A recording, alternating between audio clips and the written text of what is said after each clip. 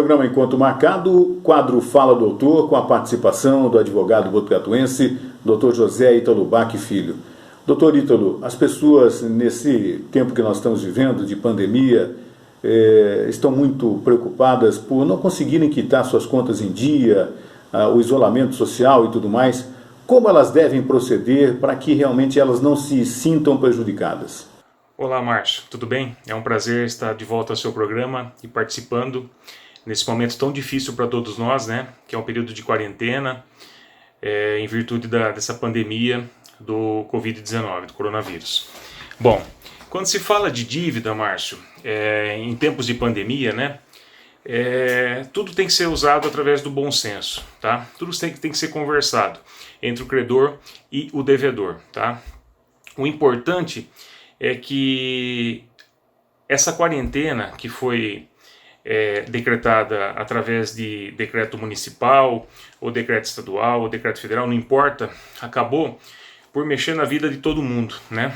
A vida das pessoas teve uma mudança drástica, uma mudança grave de queda de faturamento no comércio, diminuição do salário das pessoas que diminuíram a sua carga, sua jornada de trabalho e, consequentemente, as dívidas que tinham sido adquiridas antes da pandemia, elas continuam, né? Os boletos continuam vindo, as contas continuam chegando na casa dos brasileiros, enfim. E como proceder com relação à negociação dessa dívida? O que mais devemos levar em consideração, Márcio, é o que eu disse anteriormente, é o bom senso. O credor entrar em contato, o devedor entrar em contato com o credor para tentar se acertar, para tentar um denominador em comum, tá? Em que ele não seja prejudicado e que o credor também, que é o detentor do título da dívida, também não possa ser prejudicado, tá? O que se tem que ter em mente é que ninguém quer dar o famoso calote. A situação está difícil para todo mundo, tá? Então, há necessidade, por exemplo, de quem é o devedor entrar em contato com o credor. Óbvio que devemos manter o isolamento social, não devemos se aglomerar com as pessoas, manter o menos contato físico possível de proximidade. Mas há diversas maneiras do devedor entrar em contato com o credor, seja através do e-mail, seja através de um comunicado escrito, seja através do Skype. Hoje a tecnologia nos permite fazer isso, tá?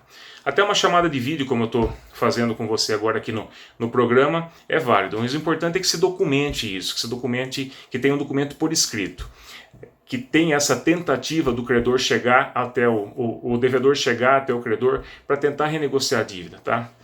O credor também tem que usar o bom senso de saber que o momento é difícil, a pessoa foi afetada, muitas vezes ela perdeu o emprego, ou se ela não perdeu o emprego, ela teve queda no rendimento, queda no faturamento de salário. Se foi um comércio, perda de venda, entendeu? Consequentemente, perda de arrecadação. O poder aquisitivo desse devedor acabou abaixando muito, tá?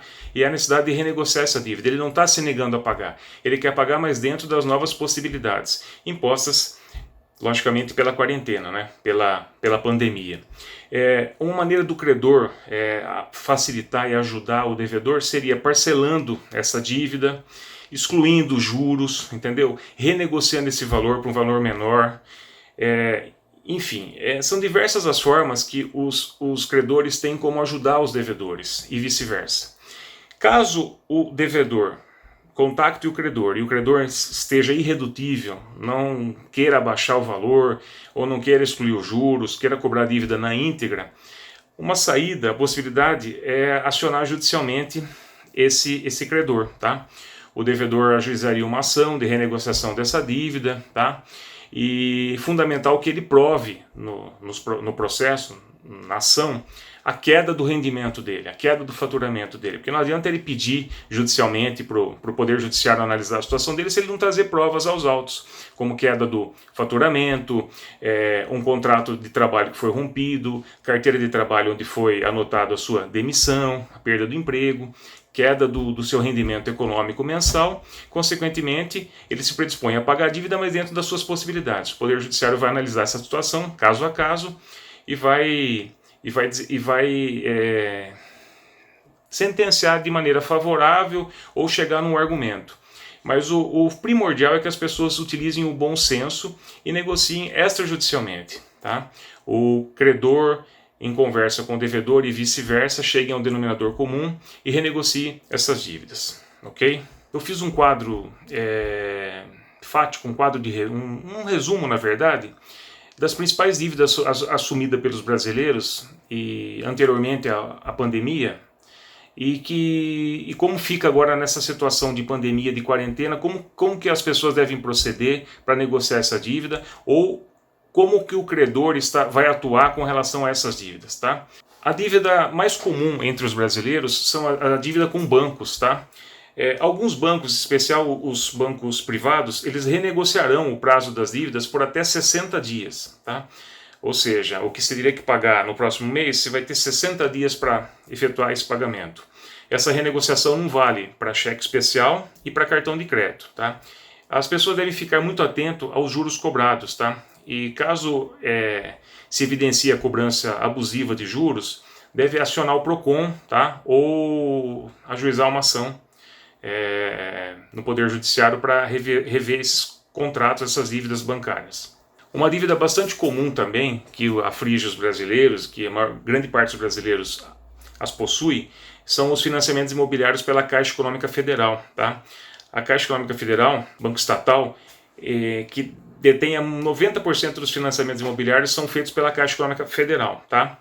A Caixa, em contrapartida, para ajudar os seus clientes, ela estipulou uma pausa de 90 dias para os clientes adimplentes. O que significa isso? Os clientes que estão em dia com o pagamento do seu financiamento imobiliário, eles vão ter uma pausa de pagamento de 90 dias. Vai ficar suspenso o pagamento durante 90 dias. Só para os clientes que estão em dia, tá? Os adimplentes, ou com no máximo até 2 parcelas em atraso. Por exemplo, começa a prevalecer agora em abril. Se ele não pagou março e fevereiro, que são meses anteriores, ele entra nessa pausa de 90 dias. Tá? Então, os adimplentes, os que estão em dia, e mais os que possuem no máximo 2 parcelas em atraso. Uma terceira classe de brasileiros que também podem negociar são os produtores rurais. Os produtores rurais, eles fazem muito empréstimo para financiamento de lavoura, compra de maquinário agrícola, enfim.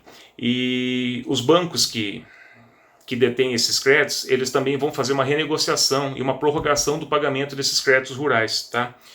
Isso vale tanto para os produtores afetados pela pandemia, como produtores, por exemplo, que são afetados pela seca. Isso já existe anterior à pandemia, que é seca, geada, já existe isso. Só que agora entrou também a pandemia, tá? E o evento pandemia, o evento decorrente do coronavírus, também vai haver uma renegociação e prorrogação do pagamento dos créditos rurais pelos produtores rurais. Para as empresas, tá? As grandes empresas, as médias empresas, vai haver o adiamento do pagamento da contribuição patronal. Tá? Isso é muito importante. A gente sabe que todas as empresas elas contribuem com uma contribuição mensal, tá? Do patrão para auxiliar nos salários dos seus empregados. O segundo adiamento vai haver adiamento da declaração de débitos e créditos tributários federais. Tá? Tudo que você deve, que você tem de crédito a tributo federal vai ser adiado também. E uma terceira benesse, tá, que foi direcionada às empresas, é a redução em 50% da contribuição das empresas para o Sistema S. As empresas são classificadas em Sistema S. Com relação às microempresas, tá? Microempresas vai haver o adiamento do pagamento do ICMS, que é um tributo estadual, e o ISS, que é um tributo municipal. Então vai ser adiado, vai ser prorrogado o pagamento tanto do ICMS para o Estado, quanto para o ISS, para o município onde se localiza essa empresa. Para as MEIs, microempreendedor individual, tá? Hoje é muito comum, com a crise, com o desemprego, as pessoas aderirem ao MEI. Tá? Então vai haver um adiamento das parcelas mensais por 6 meses. Tá? Então começa em abril, vai ser recebido só em outubro, 6 meses depois. As pessoas vão poder adiar o pagamento da sua contribuição no carnê do MEI por 6 meses. Para as pessoas físicas específicas, pessoas físicas, as detentoras de CPF, tá?